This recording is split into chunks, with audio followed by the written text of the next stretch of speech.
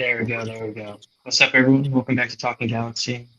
We got two special guests today. Unfortunately, Peyton is not going to be with us tonight, so I will be hosting. We got LA Galaxy Memes, and we got Andrew back for another episode. How you guys doing? I'm doing pretty good. What about you, Andrew? Yeah, awesome, man. Thanks. Stoked to be back again. Yes, sir. Yeah, so obviously Peyton can't make us today, so I'll be hosting. First thing on the stage is Riqui Puig.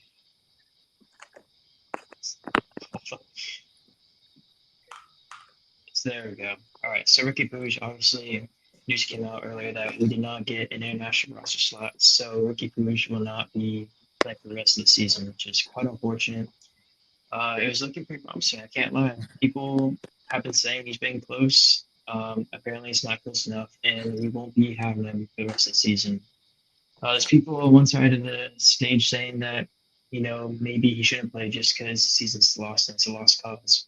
But there's people on the other side saying this is his trial run. This is where he can get his feet under him and probably get ready because we probably got Champions Cup early on next season. So what are you guys' thoughts on looking at playing? Start with you, memes.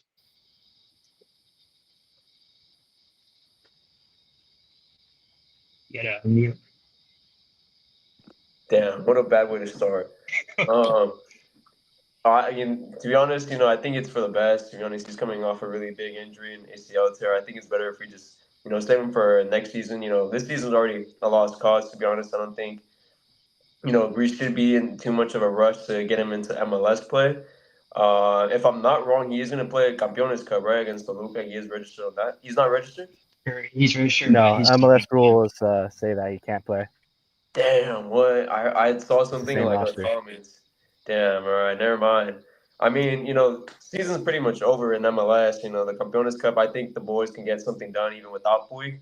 They've shown some grit in the last couple of games, so I'm optimistic about that. But I think it's a good thing just to get him rested. He can get minutes during Coachella and obviously during the beginning of next season. Andrew, what are your thoughts on it? Yeah, so I disagree, but for a lot of the same reasons, to be honest. Uh, because the season is pretty much over, there's not too much to fight Ricky in, get him some high value reps, some good, repetitions against teams who are going to be trying. You're not going to get that at Coachella. You're not going to get that in preseason friendlies. You're not going to get it in training. And you also get things like getting to know his new teammates. He hasn't had the chance to play with players like Sanabria, like Elijah Winder, maybe not Cemento up top if he ends up being part of our future. But you can run routes in scrimmages, you can do things in practice, but again, it's just never going to simulate what it's like to play in a high intensity league match. And so to me, it felt like the perfect time to get him in. It's not like if you were to play at the end of the season, it's not like we have to worry about relegation or we're in a playoff fight or anything like that. There's really no risk or value to winning or losing these games. So if we play him for 10, 20, 30 minutes, whatever it is, he can feel free to essentially do what he wants, do whatever it takes for him to get ready. Something that I saw Corner of the Galaxy mention is that there's a bunch of mental and physical hurdles that come with coming back with a long-term injury like tearing your ACL. First off, you just don't really trust your body the same way. You don't trust your knees. Anyone who, I feel like all of us who've played soccer, you have some sort of injury. That first training session back, those first couple of games, there's something in the back of your head telling you to be a little bit careful. And I think a perfect example of that we have within the team is Marco Royce. Since he joined us last year till really the start of the season, he was playing with a little bit of maybe apprehension because again he was coming back from this long-term injury, and that reflects in his play style.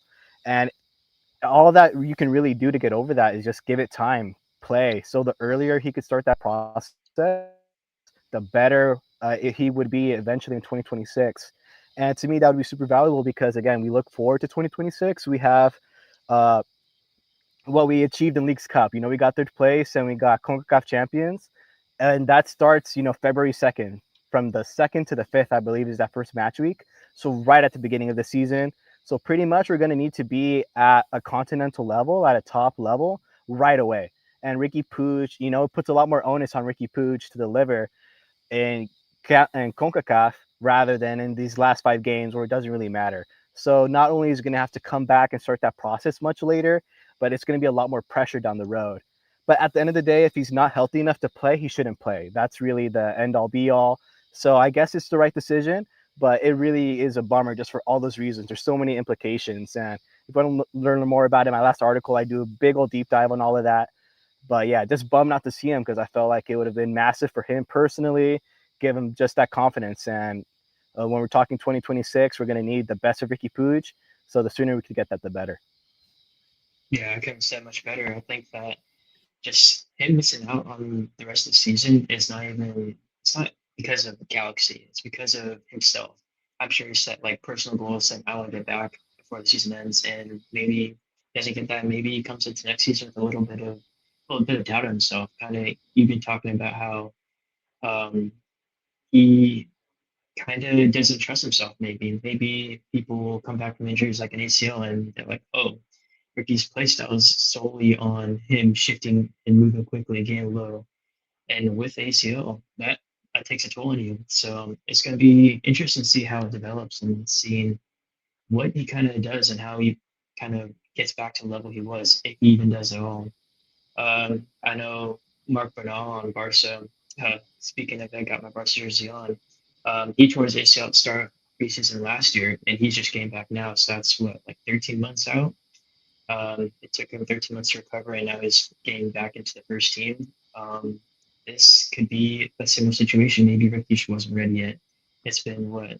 It's been 12 months in November, and it's September right now. So it's, was that 10 months? So it's a little less than another professional soccer player in Spain playing at the highest level. So maybe he wasn't ready, or maybe the Galaxy were just thinking, hey, let's not risk it. He's not gonna do anything for the season. Season's a lost cause. So that's obviously a big talking point for the rest of the season, and also coming into next season because we're going to be firing all cylinders. Like you said, we got CONCACAF Champions Cup coming up. Last season we started a little bit later than every other team just because we got that first stage bye because we won MLS Cup. But this season we're playing that first stage, so we're going to have a game pretty soon after Coachella Valley. So we got to be ready and be firing all cylinders. And going into the next point, the next game, we played against sort of this our game versus Seattle. Obviously, injury crisis. You could say. We could also say that it's maybe just people recovering. Uh, the season's grueling. People coming back from long injuries, and this is just a time to rest because there's no point of risking people now because there's nothing to play for the rest of the season. So we had Willie Nowday out with an ankle injury. We saw that kind of towards the end of was it the League's Cup uh, semifinal Orlando. He's out of it. He's playing as a left back, and he went up to the nine just because he literally couldn't move. Amir Garces also has been dealing with that bone bruise in his foot. He's been out. Nascimento with his groin, I'm pretty sure he's been out. Heck got yellow card accumulation, so he's been gone. Riqui Puig, I just talked about. And Marco Royce has Andrews talking about. He has been dealing with anger issues his whole career, and maybe this is the time just to let him relax, come into next season ready to go. And I think this could be a little nice break that he needs. Obviously, we want him back for Campeones Cup coming up soon. Obviously, Lucas Snabry out. I'm not sure what was up with him. He probably is dealing with something not too minor, or not too major. I mean, maybe something minor in his foot. Christian Ramirez, don't think we miss him after what happened in Houston, and obviously Zaka, similar situation. So, what do you guys think is the problem here? Do you think this is a Galaxy medical staff issue, or is this just players coming back from injuries and just nursing injuries throughout the season and just coming back and just need some more rest? Start with you, Means.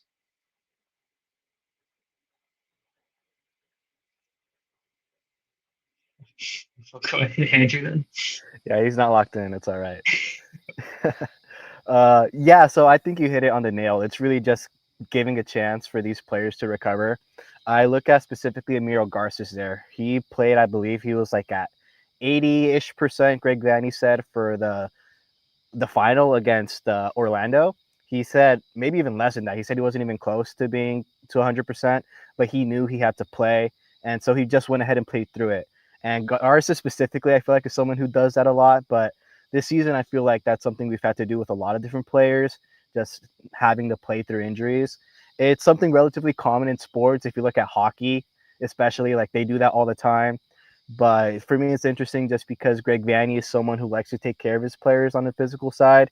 He's mentioned how he likes to allow players to take their time to recover, like with Marco Royce, for example, where he didn't play necessarily a lot at the beginning of the year because he wanted him to recover fully before coming back. And like you mentioned, right now there's just not much to play for. So why risk re-injuring these guys? If it's a game like that gets you a chance to get to CONCACAF Champions Cup, sure, you might risk playing an injured guy if you know he's going to help your team and secure that major goal. But if he's going to if we're talking about maybe or maybe not getting the wooden spoon, at the end of the day, it's the worst season in our history. It doesn't really change too much about what we achieved or not. So there's no point in forcing these players to push themselves, push their bodies, let them go ahead and recover. And I think it's been this way for a while now, but all eyes towards 2026 is really the main objective, the main reasoning behind that. I mean, Gabriel Peck is just a yellow card. What can you do there? He's going to be back in this next game. But yeah, it's just about getting these players healthy.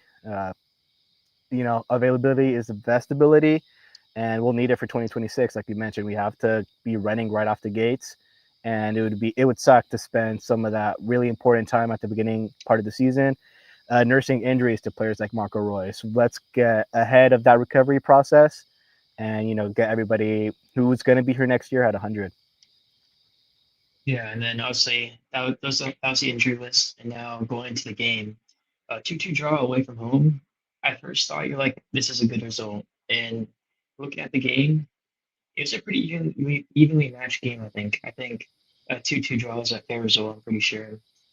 Mickey Amane with the tying goal in like the 83rd minute or something around that. And Mayoshi gets a first goal just before halftime to bring us back within one. At the start of the game, it was looking like it was going to be another blowout. Yeah. Seattle Sounders got the early goal, and they're like, okay, well, this is just going to be the same exact script as we've seen the past two times against them. So let's see, it was Jesus Ferreira who got the first goal. It was a 45 to him, and he just tapped it in. And then they go on to score a second goal. And you're thinking the Galaxy are going to get a goal. They was looking promising. See, we were getting many chances. We had the better of the chances in the first half, I thought, apart from their two goals. They get the second, you're like, okay, yeah, this is over. And then Mayoshi gets one back for halftime, and you're like, okay, now I'm starting to believe. And you saw it coming in the second half. The script kind of flipped almost. You could see the Galaxy were getting more chances. I don't know if this was because of the tactical change at Vanny said halftime or what, but whatever you talked to him about, it worked because we were doing good. It didn't come till late in the second half where we got our equalizer goal from Mickey Yamane, which was pretty nice. We played goal. Cuevas on the end line plays into left wing, and then crosses into Yamane who taps it in. Uh, that goal, I'm pretty sure Kevin Acevedo saves the first time in MLS history that three players consecutively slid to get a goal, which is kind of a weird stat, but I mean, a stat's a stat, I guess. We made history. Some good history for once, even though it's maybe not the best history. But overall, I thought it was a great game. Andrew, what did you think about the game? Yeah, definitely. I think it was. I mean, easily the scoreline is going to tell you it's our best result against the Sounders this year.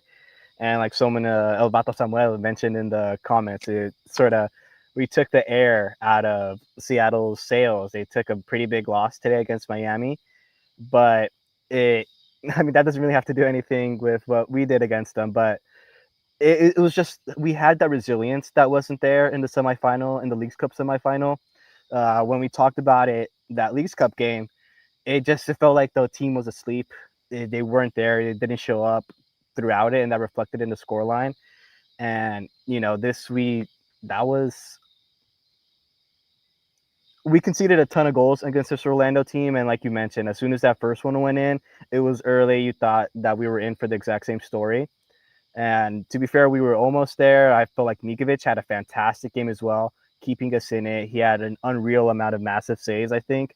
Seattle, had they taken their chances, they missed a lot of sitters almost, one-on-ones, but Mikovic stood up big, and that's something I really want to highlight. I feel like since he came back and really reclaimed that number one role, he's been just huge in the Galaxy net.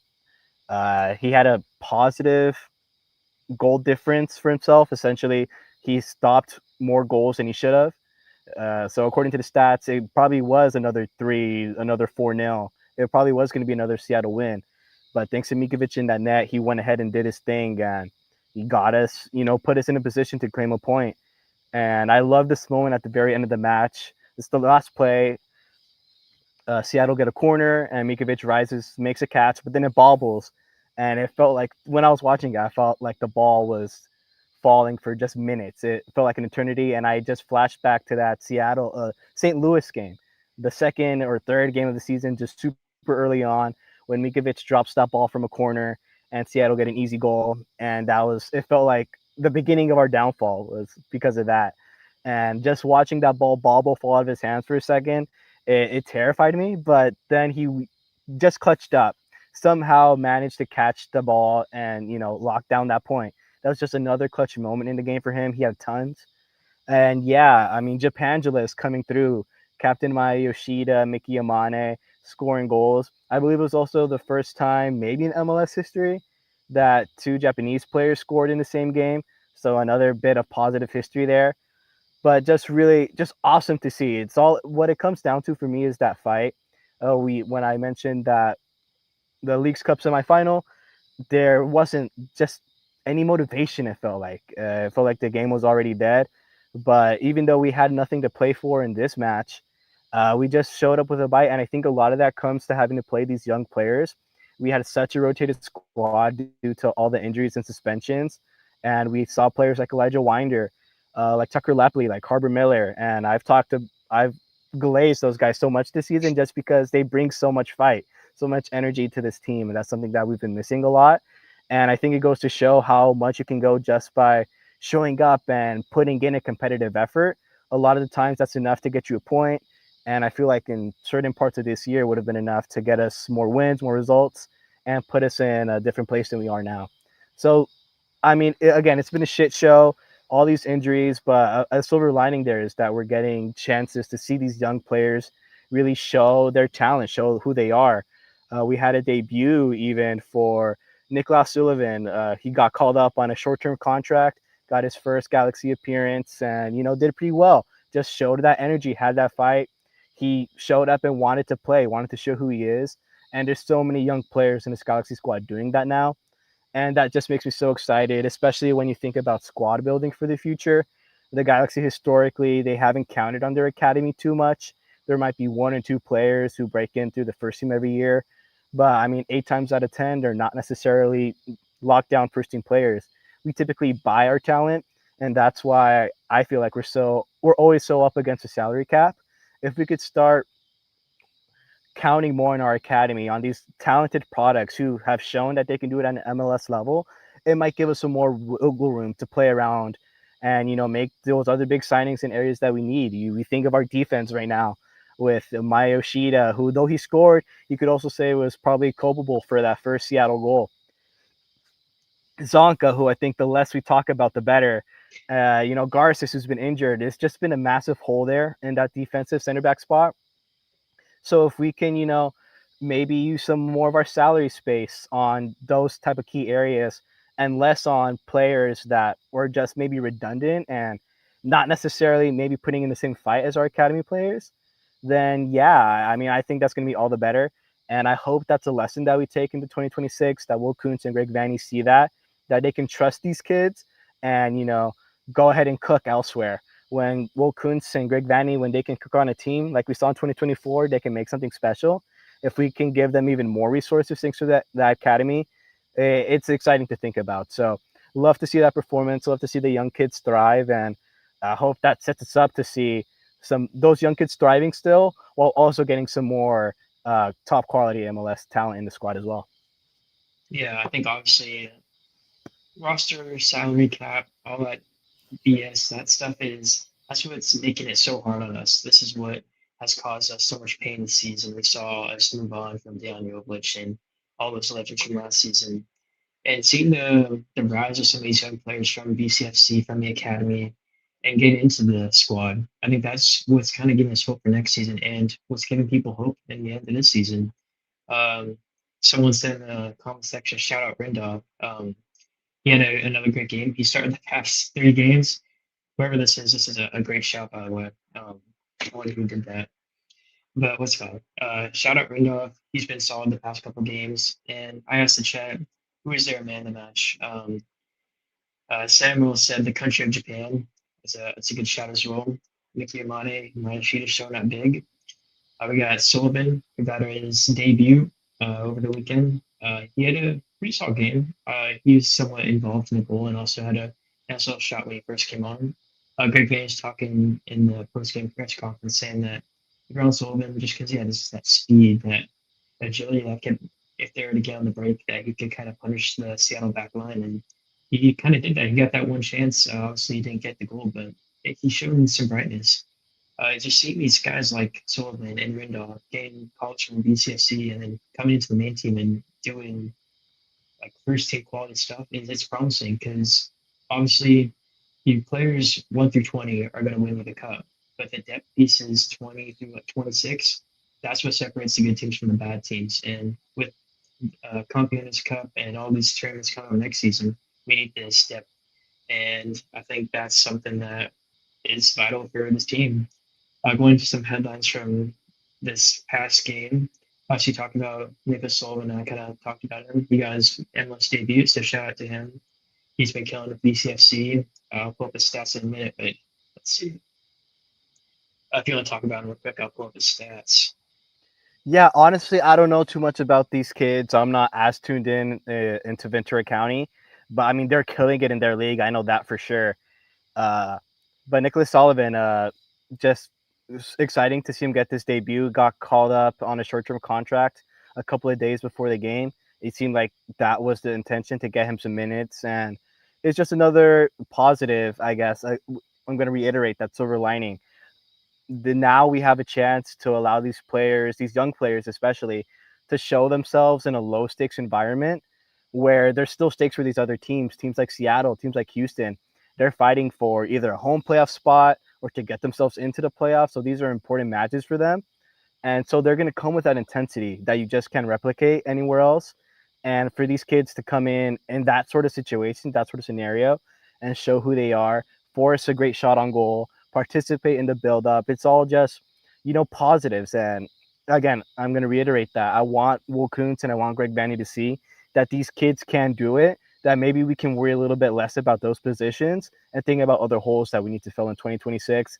So just massive kudos to kids like Sullivan, kids like Lepley, Winder, Harbor Miller. I've been a big fan of as well. They all just have that bite. You talked about having that agility, that speed that Greg Vanny mentioned.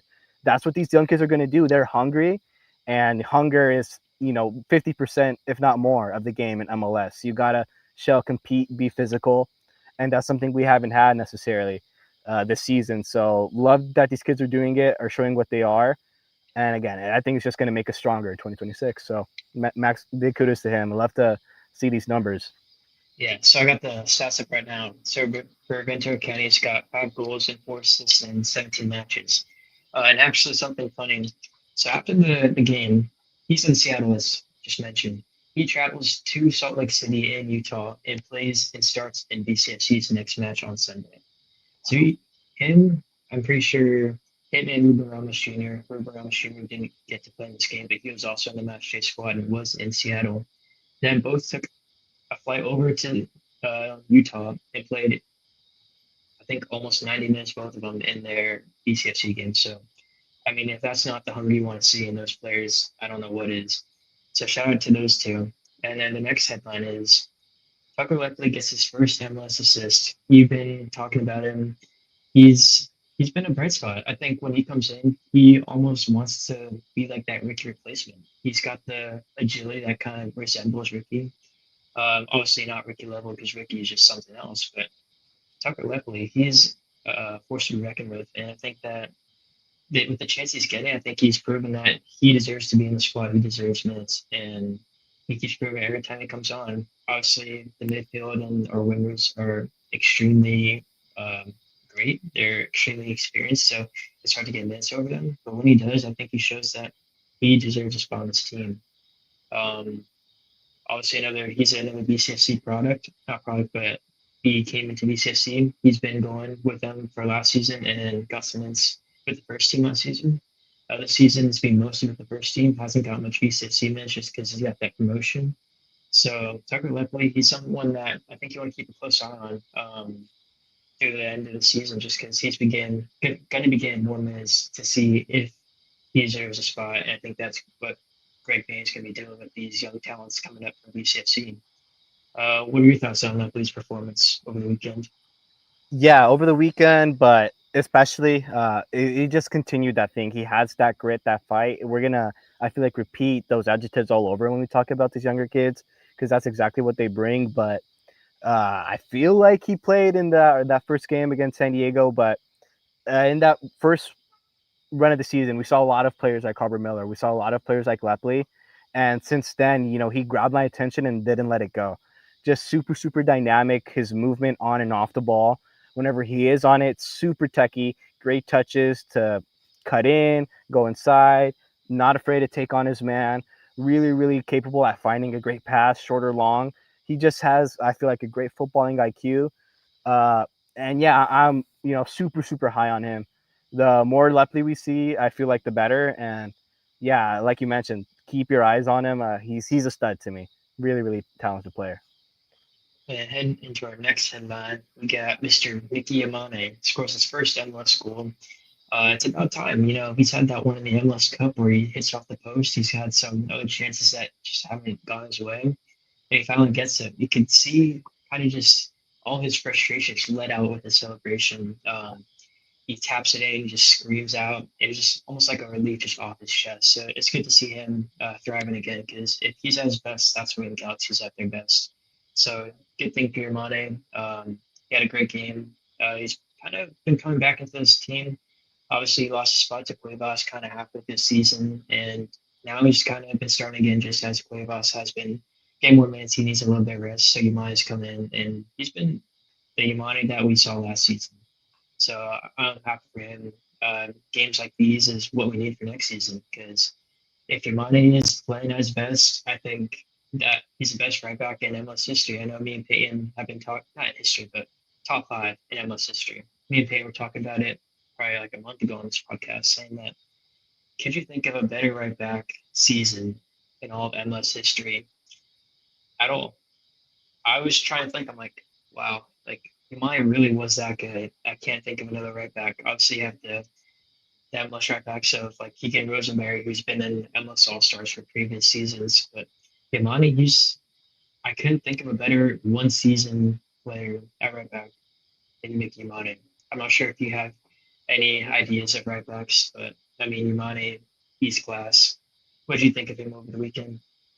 Yeah, I think he's just continuing to do his thing, be that vintage for, like you said, that 2024 version of Yamane. I feel like maybe too much was made of him sort of falling out of the squad. I think his Cuevas coming in and getting those starting minutes was more when you talk to Vanny about tactics and why he makes certain changes, certain decisions. He's always talking about the opponent, what each opponent has, their play styles. It changes from game to game. And there was a stretch I felt like where Cuevas was just more suited to that, especially in League's Cup against these Mexican sides. I feel like his play style, his overlap, as we saw against it was, I believe Puebla, but pretty much every Mexican opponent we had in the group stage, his overlap was just killer. It was brutal, and we saw him get some more minutes in the league as well during that stretch. But I feel like it was just us playing to the opponent. I don't think it was necessarily Amane playing poorly or anything, playing himself out of a spot. I think Cuevas is just he's in my eyes, we have two starting right backs.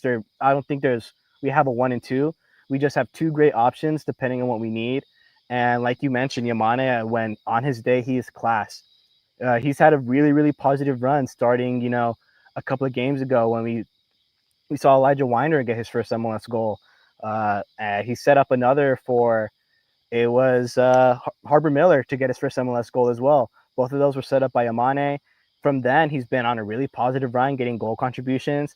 And honestly, I was shocked to hear that it was his first MLS goal.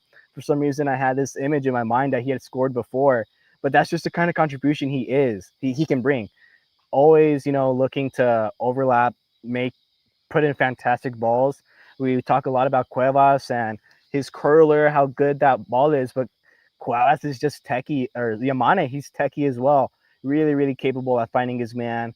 You think of that assist last year, which I believe was to Cuevas, but it's like a first time volley, but just some really, really technical play. Big fan of Yamane. Yeah, I think he's a stud. And in regards to your question about best MLS right backs of all time, I'm kind of with you. I'm not really thinking of not too many names come up to mind that have had that sort of impact. I think the closest thing is maybe Julian Araujo, but he's someone who's maybe closer to a Cuevas type profile, just a little bit different. But Yamane, I mean, he's a stud. I'm not sure how he hasn't made a step to Europe. I do think, especially in his earlier years, he had that quality. I think he's showing that now. But to me, he's like kind of a player similar or on par with me, Mai Yoshida. Just they have that top level quality, that top experience, especially.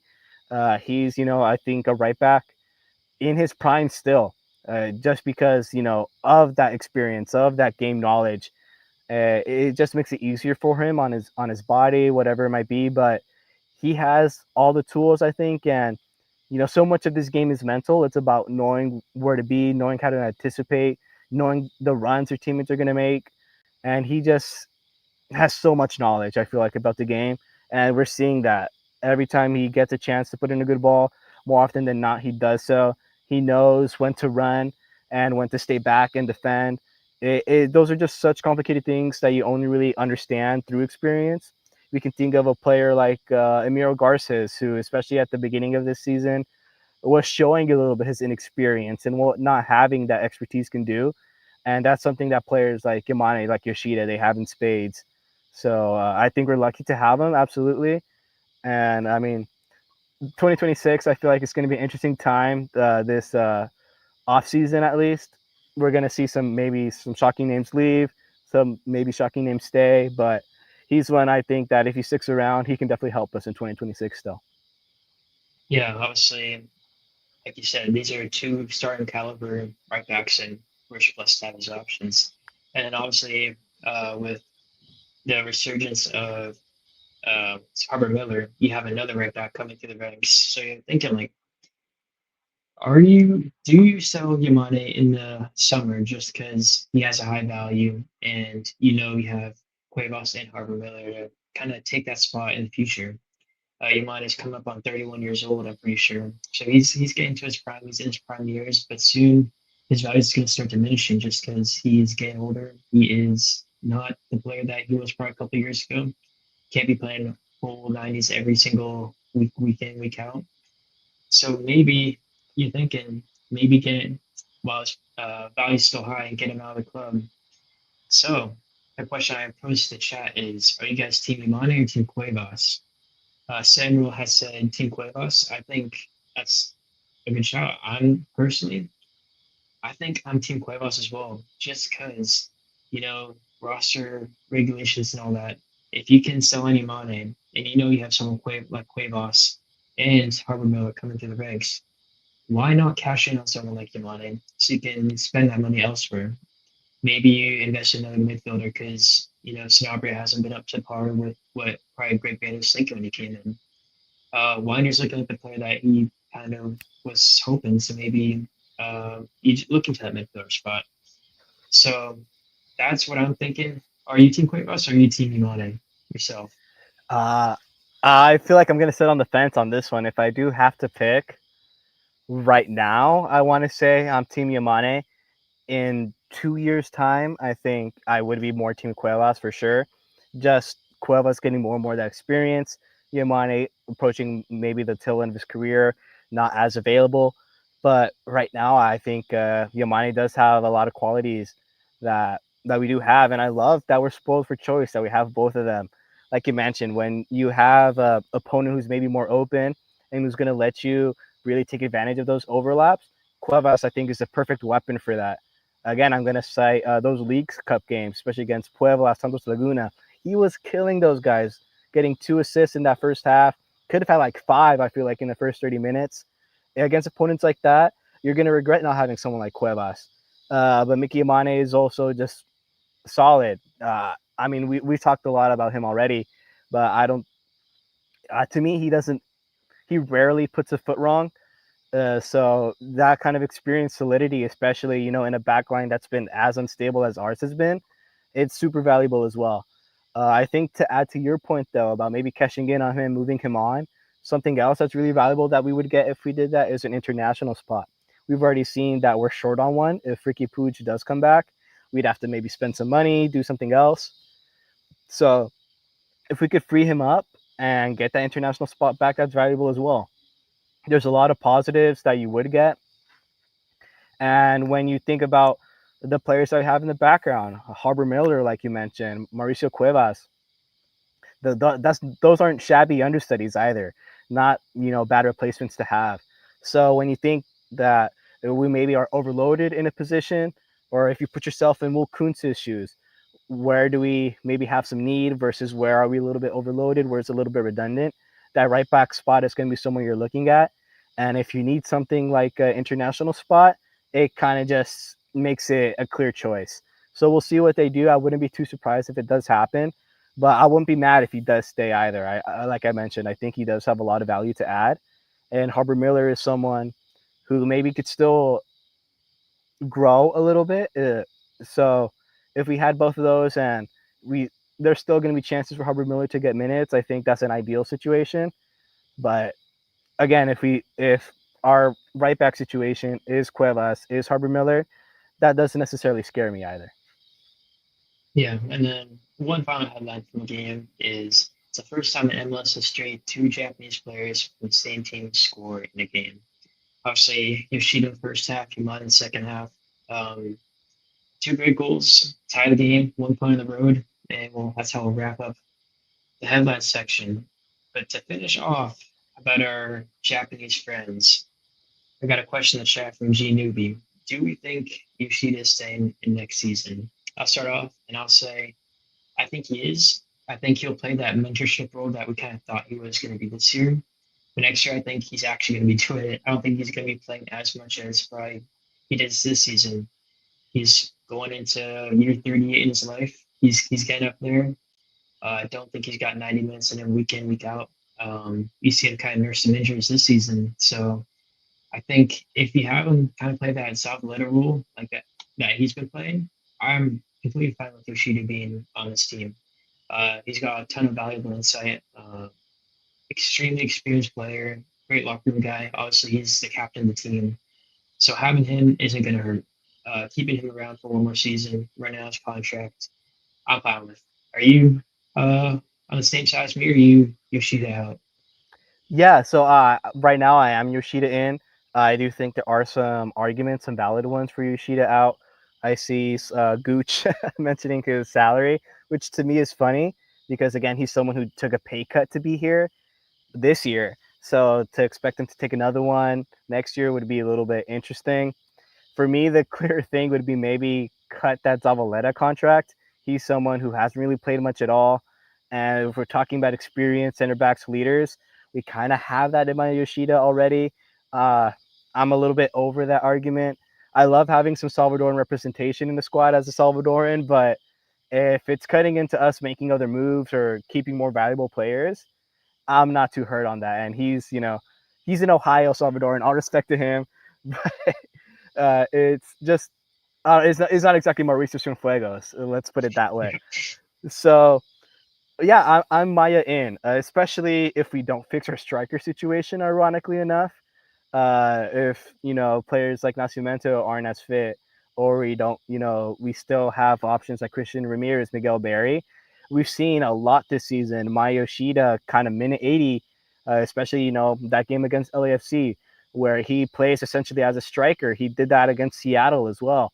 He's just a lot of the times our most viable attacking threat just because of his presence, his determination to fight. And that's, it's another great quality of a leader, just leading from the front, sometimes literally, even as a center back. So again, just a lot of positives that you get from Zavaleta, from from Yoshida. But yeah, I think he's someone who maybe should stay.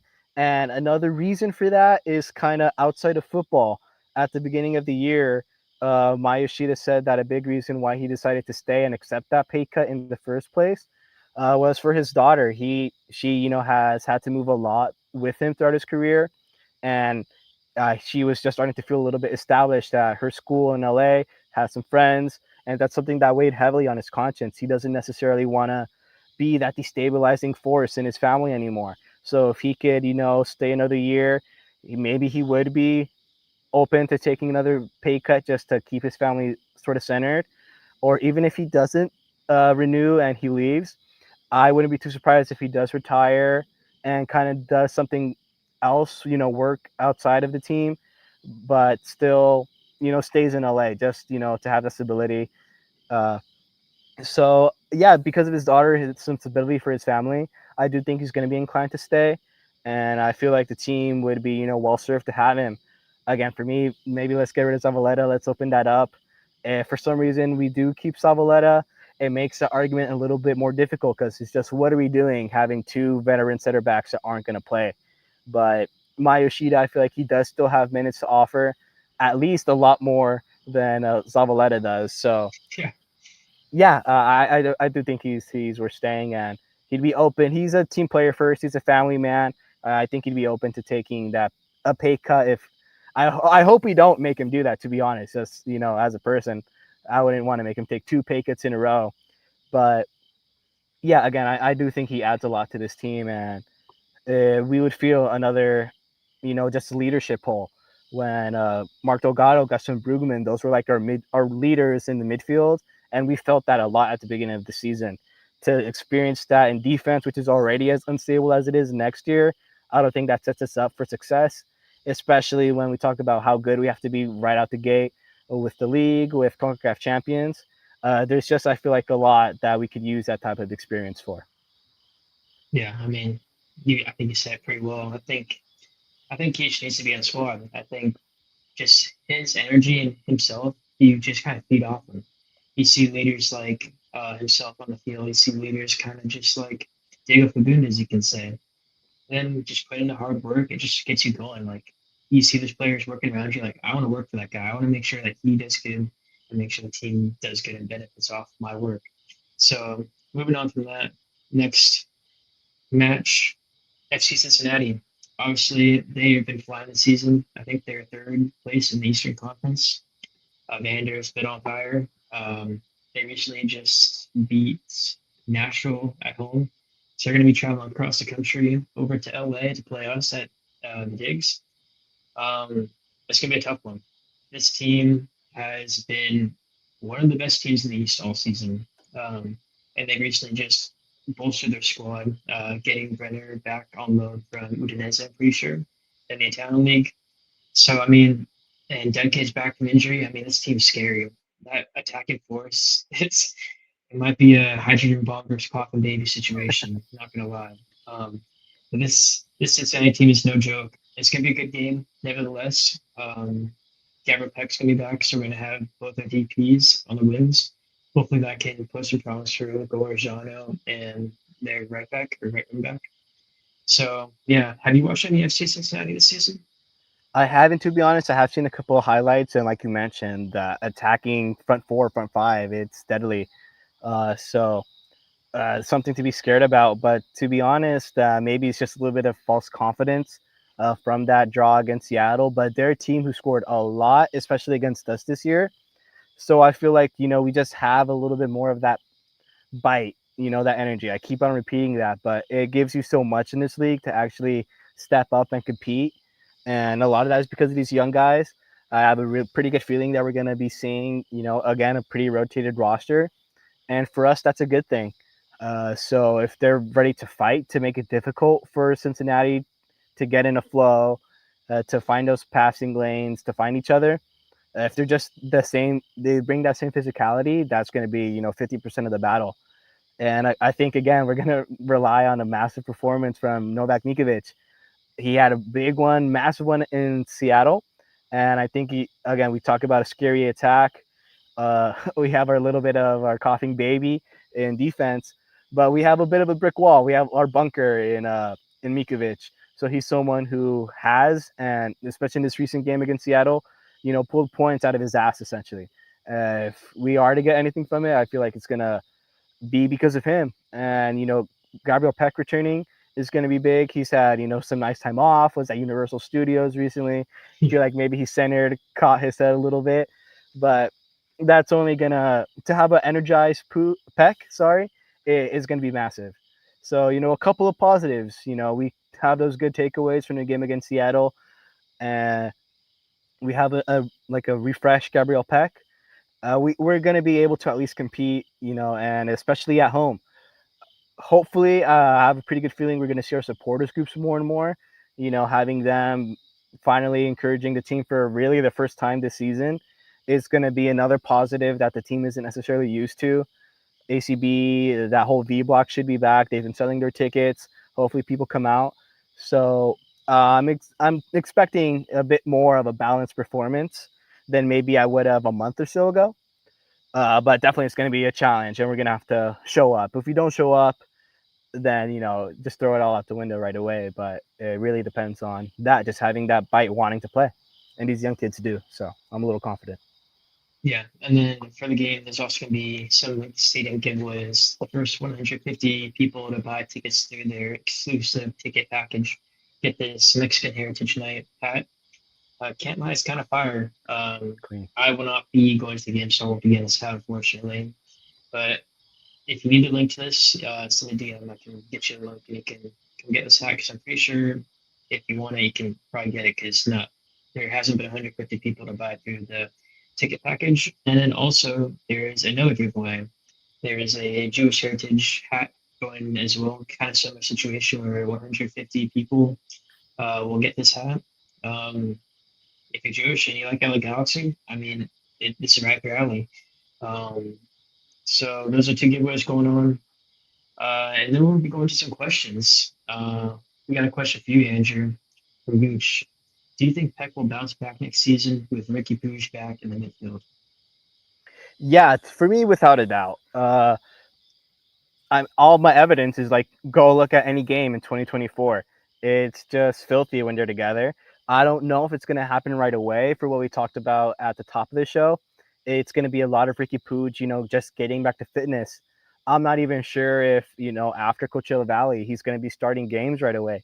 I think he's going to be integrated a little bit more slowly.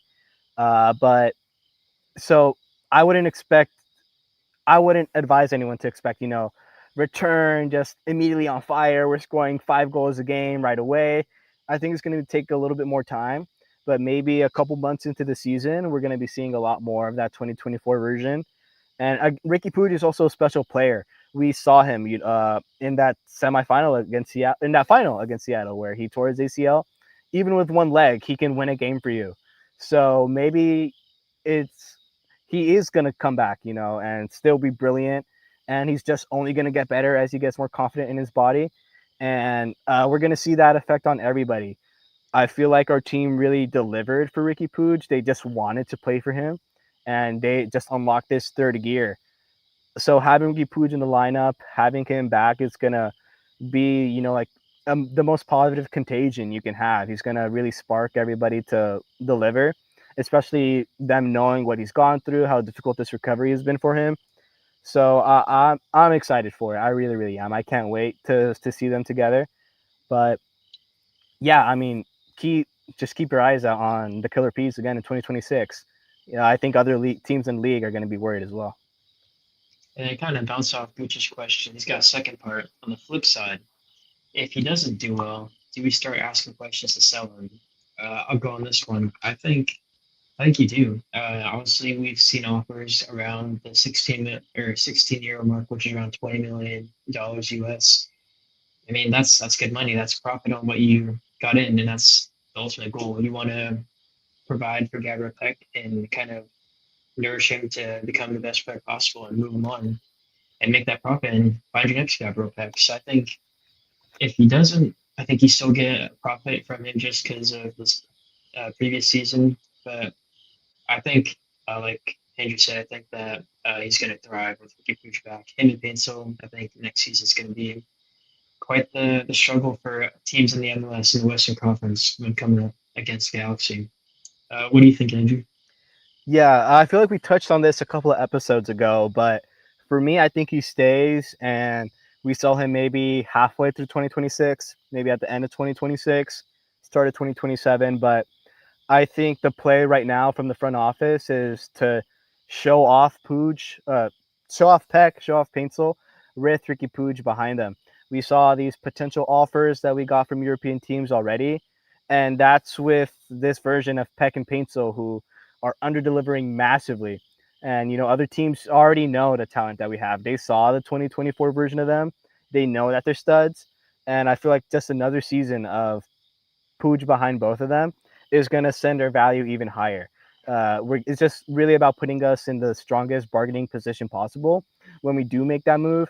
I feel like, especially in Peck's case, the plan from the beginning was to get him that move to Europe, but it's also got to make sense for us from a business perspective. One of our most expensive signings, of all time in our club history, I believe Peck and Paintsel broke each other's record like right one after the other. So we're going to want a pretty significant ROI for that, and another stellar season, another 2024 type season in 26 is going to almost guarantee that we get that high 6-figure 8-figure transfer value. So I do think he stays, and I think he's going to look brilliant with Puig, and that's the plan, to go ahead and squeeze every dollar you can out of him and get him a move to maybe a top club.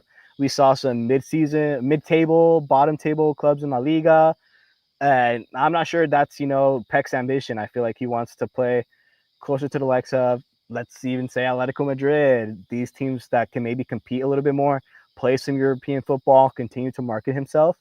And if he can, have another 15, 20 goal season, that's only going to make it a better move for him in the long term as well. Yeah, Great Brain just kind of mentioned, I think it was like a month ago or something, that he was saying that he kind of wants to keep the attacking pieces together going into next season. He wants Ricky to have that, well, last season, run it back with Peck and Pince on the wings, and maybe he can read between the lines. Maybe that means he wants to keep Nascimento as well. So we'll keep an eye on that going into the offseason. I got a question from Ant. He's asking Peyton, but Ricky not being on the roster does not rule him out for Campeones Cup, right? Uh, he is not going to be able to play in that cup. We kind of mentioned it earlier in the podcast, I'm pretty sure.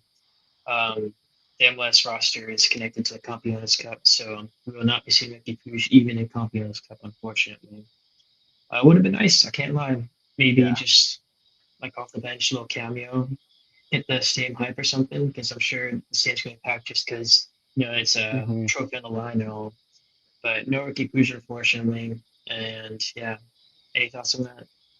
Yeah, I mean, the only piece of news that I've ever really broken was probably this. Unfortunately, I wish it would have been anything else.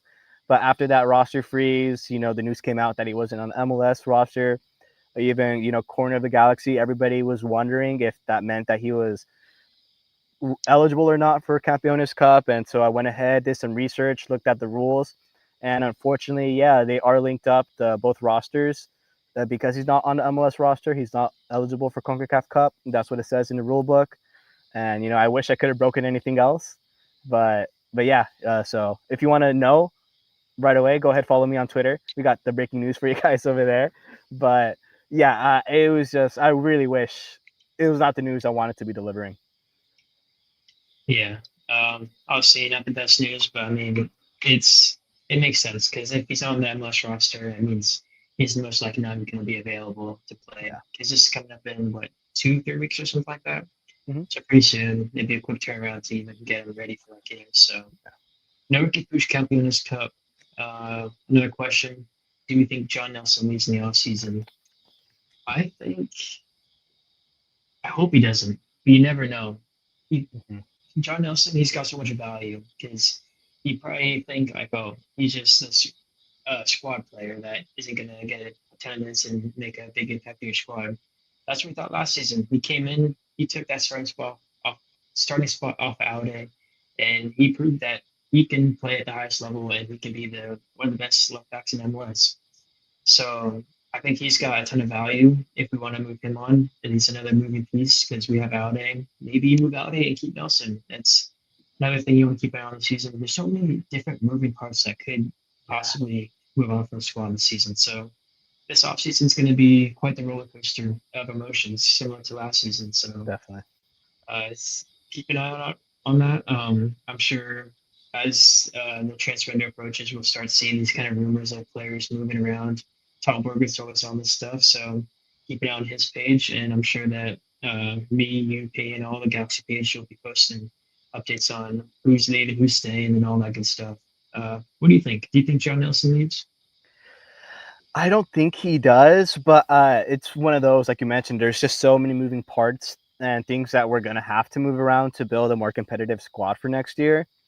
I feel like he's maybe one of the players that has a little bit more of a chance to leave just because of the ROI. We got him on a steal from St. Louis. He wasn't really playing, and we almost re-uncovered that diamond that was there, kind of just languishing in St. Louis. And so I feel like because of his performances, his value in the league is going to be, higher. And right now it's probably going to be at one of the highest points it's going to get. So it'd be another good time for the Galaxy to cash in, get some GAM, all of that would help in terms of cap space, and probably go ahead and reinvest that into another, solid squad player. We have Julian Alde, but he isn't necessarily available all the time. And he's kind of like similar to that Cuevas profile, a lot more attacking, maybe going to leave you stranded a little bit in defense, and you want to have just another profile against games where that isn't necessarily the best chess piece to play. At the end of the day, building a squad is like building a chessboard, and you want to make sure that you have options for any type of opponent that you play against. So if he does leave, I feel like we reinvest that into another similar player, and maybe we have a little bit of profit or cap space left over after that. So just because of that, I think there is maybe a chance for him to leave. But like you mentioned, I am more than happy to see him stay. He's one of those players who does a job and has, earned a right to stay if that's what the team wants. If not, then, that's just the name of the game in the MLS. That's okay too. You understand it. I'm sure he does as well. And, hopefully we can go ahead and sell him on a move that earns him, a higher salary. That's a positive for him as well. Kind of similar, to that Dejan Joveljic. Not really, but it's more about getting them that pay raise as well. Like he let him max out on some of his best form of his career, and that's going to be a positive for the player too. At the end of the day, that's what the player needs. That's what he wants. So like you said, a lot of moving parts there, but he's one of those players who I definitely think maybe has a little bit of a chance to go. Yeah, obviously, you kind of talked about if the player wants to go, you let him go. You don't want to be a Newcastle and kind of hold Isak, kind of that kind of situation. You want to be a club where you can see players come in, and if they want to go, you let them go. You get your profit, both sides are happy. Because if you're a player looking into the Galaxy thinking, oh, do I want to come here? And if you see players, maybe like if Gabriel Peck wants to go, where should I let him go? Players from South America are going to look very promising at the Galaxy. They're going to be like, they're just going to hold on to players and just extract every single ounce of talent out of you, and they won't move you on or something. So, kind of seeing the club as a stepping stone for prior players like a John Nelson, thinking, oh, I can come in here, I can prove my worth, and maybe I can make a move somewhere else and get a higher paycheck. It's something that probably the Galaxy wants to do. We saw that kind of Mark Delgado. They kind of brand themselves as that team that if you want to go and you want to get that paycheck, you can go. We're going to allow you to do that. Um, and one final question before we move on to our next point. Do you have any idea why Riqui Puig is not put on the season-ending injury list? Kind of a tongue twister there. I have some insight on that. He was not because one, you didn't know if he was going to come back this season. It's obviously a hindsight kind of question, like, oh, sure, I would do this thinking about it now, but thinking at the start of the season, Greg Vanny and Wilkins probably thinking this squad's good enough to make it into playoffs, and probably thinking that Riqui Puig will be back around that playoff time where he could come in and kind of give that squad a little boost. Obviously, didn't plan out as how they thought was going to happen. So that season-ending injury list idea probably isn't the best idea, just because even if you did put him on there, who are you going to bring in? It's not like you don't pay Riqui Puig that $5.5 million in his wages. That wage doesn't go away. You still got to pay him, and you got to find a replacement that's only willing to play for 1 year, probably like a loan or something. So a puzzle piece to fill in that tiny little gap to fill in a Riqui Puig hole, it's just not realistic. There's no puzzle piece that fits that. So I think that's what they were thinking back then. What do you think on this? Yeah, really just gonna piggyback off of you. A big part of why it maybe didn't necessarily make sense to put him on the SCI list, either at the beginning of the season or halfway through, which a lot of people are saying like we had so many chances to do this. Why did we not do it maybe halfway through the season when we had a clearer idea of when he would or would not come back? And a big part of that is, like Peyton mentioned, you have to find someone who's only gonna be willing to play for a year on a loan type thing. And it's not like you can go ahead and put Riqui Puig's 5 million DP salary and go get yourself another DP player, which again, a DP isn't going to want to stick around for 1 year. They're going to want a bit of a longer contract. But that's just not how it works. What you get is the maximum uh, cash impact on your salary space. Hey, just talking about the rules is so confusing. Well, when I dug deep into those rules the other night, that's something that I saw. You can only pay a player 750K. That's the max spam. That's the max salary cap space that you can get. 750K. It's a 2024 Maya Yoshida. It's a player who can maybe help you, but is never going to replace Riqui Puig. And then you add on, that tripping point of that they can only be here for a year. We can only give you 500, 700K, whatever it is, for this 1 year. Then you got to go find someplace else to go. There's just not many players in general who are going to want to do that, much less talented difference-making players who are going to want to do that. So really, it's like you're going through all this trouble for not that much of a benefit. Go ahead and eliminate the possibility of Riqui Puig coming back at all. So it's almost a lose-lose in that sense if you do take him off the SCI or put him on the SCI. And at the end of the day, I can't think of one player besides Riqui Puig himself who had a chance of maybe turning this Galaxy season around. Anyone that we brought in, maybe we'd be a couple spots higher up in the table, but I don't think we're sniffing a playoff spot still. And again, with a 500, 700 salary player. So what's the point at the end of the day if it's really not going to be someone who's going to be that much of a difference maker just because of how the rules are? Yeah, I think that's a great point. And then one more point to add on to that I kind of forgot about was you got to find a player that kind of is invested in the project. And if they aren't, that can mess up the whole project in the future. You have someone that's kind of toxic comes in, maybe messes with the team chemistry and all, and you're worse off than you were before. So Yeah. you don't mess with that team chemistry. So I think Will Coach is in the right here. I think that he played the right cards, and I think Riqui Puig being on or not being on the SCI list was a good call. Final topic of the podcast: playoffs and what the even possibility even is. It is less than 1%. I can tell you that for sure. So let's put our math hats on. Maybe you just got out of school a couple hours ago. Maybe you're in school watching us back right now in class. Let's get some math going right now. So, LA Galaxy, 21 points at the moment. You see San Jose is in that occupying that final playoff spot at 35.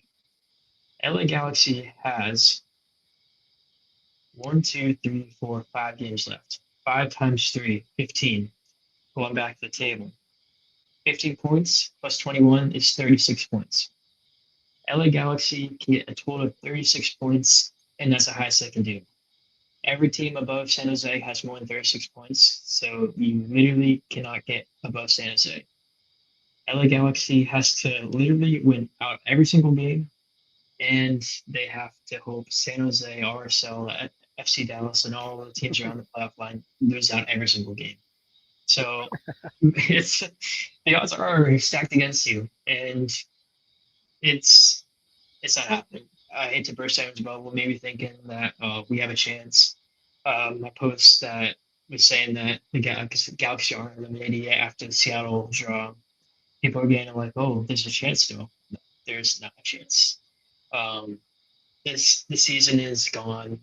Greg Vanny even kind of hints at it in the presser, saying that like we're not even looking at the table. We know what's going to come. It's just a matter of when, not how. So yeah, thoughts on this? Yeah, I mean, I think that it's impressive that we've, put it off as long as we have. We were talking about the Galaxy not making playoffs halfway through the season when there was still like 15, 20 games left to play. The fact that there's only 5 remaining, to me, that's impressive. It shows kind of how the Galaxy team at the end of the season has sort of started to find their feet a little bit and get some results. It wasn't that long ago that we had 4 points, so to now have 21, it's a pretty big improvement. So, yeah, I mean, it just shows that that we achieved something, I guess. Not even that, but it shows that we've been playing a little bit better, that we've been improving, getting more points, both in the league and in League's Cup, where we went ahead and actually did achieve something relatively significant, got ourselves that CONCACAF champion spot. But it speaks to the grit of the team, the perseverance. Maybe a lot of groups would have turned in a towel way earlier the way things were going because it was awful. Like it's really difficult to think of other MLS teams in MLS history who've had this sort of season. So for the team to stick together, to not necessarily put their heads down, and to keep fighting every game, it's their jobs at the end of the day. But it wasn't necessarily easy. So it just speaks to the team coming together, and I think they're going to be hungry again in 2026 and it's just a little bit of steam that we've gotten. And yeah, again, I'm impressed that we put it off for this long. Yeah, I mean, I think that just speaks volume to how bad the Western Conference is this season, like how open it is. You see teams like St. Louis, they're a terrible team, but we're even worse somehow. And let me pull up the Supporters Shield standings. Like you look at these teams that are around us, and you're thinking like these teams are really bad, but somehow we're the worst out of all of them. We're, you think like recently the Galaxy haven't been that bad. Obviously, we got third place in League's Cup. We tied to Seattle, who is a endless contending team. We beat Orlando, who's up there in the Eastern Conference, and we have another chance to prove ourselves against Cincinnati, kind of be the party spoilers. So you see, Galaxy isn't that bad. Like watching Montreal, watching DC United, watching St. Louis, like it's so weird. It's like You feel for those fans for sure. yeah, like they have no when I watch them they have like no playing style. Obviously Montreal's got their head coach was fired earlier in the season. DC had same situation. St. Louis also same situation. Yeah. These teams are just not great, but somehow we're the worst. And it's mind boggling because I don't think we're that bad. But somehow we are. I don't know how these numbers are proving it, but they are somehow. Yeah, I think right now we're not that bad. I don't mean to cut you off, but it just shows how awful, how god awful we were at the beginning of the season. Like it was that bad and even worse to start. But we're better now. I don't think we're at the level of any of these teams. I do think we beat most of them on our day. Looking towards that game coming up against SKC on the 27th to kind of prove that. But yeah, it's just the beginning of the year was that bad, and it's going to be pretty much impossible to recover from that. Yeah, I think a lot of the players have been saying, and their kind of pressers have been like hinting at, you just don't want to get last place. You don't want that wooden spoon. You see, Montreal is pretty low. DC United, I think we can overtake them. Yeah. We got a game it in takes hand one too. Game. Yeah, it takes one game. If we win against Cincinnati somehow this weekend, we get above Montreal. If it's just a 1-0 game, we get above them. A tie doesn't get, we have to win, and we're above them, and that puts us even on points as well, or games played. So we got a game in hand. Obviously, I think all Galaxy fans, I can say on the back of them, we do not want this wooden spoon. So I was talking earlier in the season that we're going to get in trouble with the wooden spoon, the Leagues Cup, and the Campeones Cup. That is off the table now. Maybe we can get the domestic double or something, but yeah, we just don't want that wooden spoon. Are you on the same page as me there? Yeah, I am. Like, obviously, you don't want to be last, but I could care less at this point. I'm kind of over 2025. My energy, my attention is on 2026, so that'll be. I want them to keep on trying. Obviously, to if we can do that, amazing. It's just another little bit of evidence that we sort of picked ourselves up, dusted ourselves off a bit to end the year. But what does it do for us really to win or not win a fake trophy at the end of the day? It would be nice to be able to say that we've never finished last. I mean, just historic wise, all of that, Yeah. for banter reasons, maybe more than anything. But I'm just not that bothered. But I would hope we didn't. Yeah, I think we have one wooden spoon in our locker from, was it 2019? Oh, I see, forget so the it doesn't picture. even matter, like we Yeah, why not add we another? can miss, yeah. Why not be the first team to have two? Always breaking records this year. And then just to end off the podcast, kind of being a little bit more optimistic, talking about next season. I think uh, we have a way better chance. Obviously, we got Riqui Puig back. We got more salary cap space. It's looking up for next season. Um, I think the players are going to be more motivated. Obviously, losing 16 in a row or winning 16 in a row obviously takes a toll on your mental, and just you start having imposter syndrome almost. I think if we can get on the right foot starting early with Riqui Puig, we can ride that wave of just passion almost, ride that wave and just take it throughout the season. Because I think that's what we've been missing. We saw in 2023, Galaxy struggled to get their first win that season two, and that kind of took a toll on the rest of the season. So I think if we're going to have a successful 2026, I think we need to start off well. Yeah, I definitely agree. Just Riqui Puig alone, I really think he is just that capable of a player. He can carry you to the playoffs. He can carry you all the way to a title.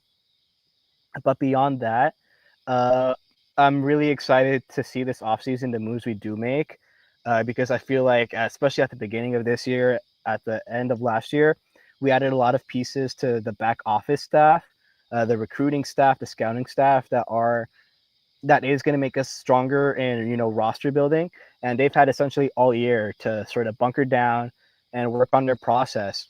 I think a big part of that is going to be Ravi Ramanemi. He's really he made what scouting in the MLS is, started it at the Seattle Sounders, kind of revolutionized what scouting can be. And we talk about the Sounders right now, they're kind of the figurehead of the league. They're definitely the example to follow, just consistently in the playoffs, consistently winning titles, only club to win every domestic title. And a lot of that is because of the work that Ravi has done in terms of scouting, player identification, just constantly able to replace players and be competitive every year. And we went ahead and got him. And he's going to kind of revolutionize and finish off the work that Greg Vanney started back in 2021 when, we didn't really have a scouting department. Our academy didn't have a place to watch videos, to watch film.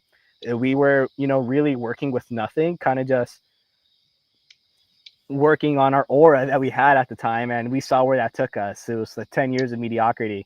But, Vanny has come in, really, really taking us up from the ground floor, and now we have people like Ramanemi. We have these new directors, Mr. Denko, I believe he was from Denmark. So we have all these players, all these just minds who are really going to be massive, and this is really their first true test. It's really the first time we're dipping into an off season with Ramanemi, with Denko, and with Will Kuntz. To me, that's a really dangerous team, and I'm excited to see. I'm really looking forward to every transfer window from now on because of this team that we have. I feel like they can really, they can cook. That was the thing when Will Kuntz first joined. Will can cook, really cooked, and now he has a lot of really talented chefs in the kitchen with him. I'm really excited to see what the team for 2026 is going to be, what the team for 2027 is going to be, and beyond if they stick around. So I'm super stoked. And on top of that, we have Riqui Puig back, and that alone is going to be so massive. So I think there's genuine reasons to be excited for 2026. And it's something I wrote about way in the beginning of the year when we were doing so bad.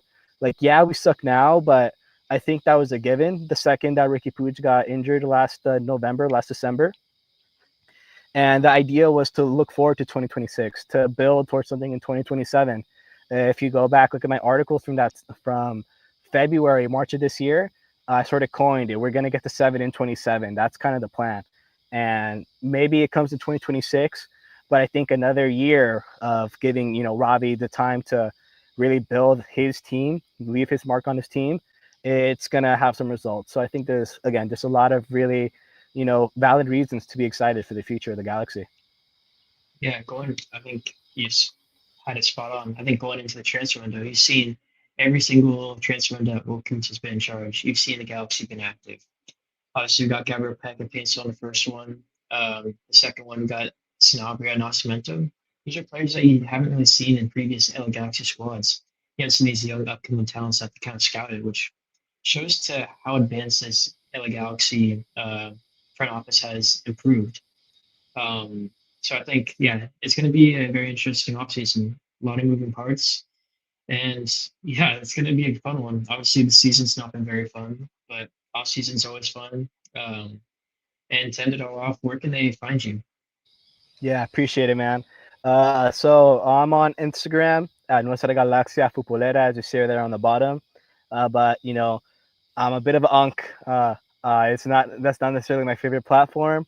I'm definitely a little bit old school, so you can find me on Twitter at NGF Andrew. That's where I'm most active. That's where you would have found out, before anyone else, that Riqui Puig wouldn't have been able to play at the Campeones Cup. So, we do try our best to put some good work out there at NGF Andrew on the screen. You could also subscribe to Los Angeles Sports Nation to find my weekly articles every week there for free. I'll be back in California next week, which I'm stoked about. So I'm looking forward to being back at games, being back at press conferences. So if you want to hear from Greg Vanny, hear from the team, and get some coverage straight from the press box, feel free to subscribe for free on there, catch my articles, and hopefully invest early. And let's go ahead and enjoy the end of this year and the start of next year. I think it'll be fun. Sure, and I'm Galaxy Winsole over on Instagram, Twitter, and TikTok. This is Talking Galaxy. Make sure to like and subscribe. Live every Tuesday, 8 p.m. And we'll catch you guys next week.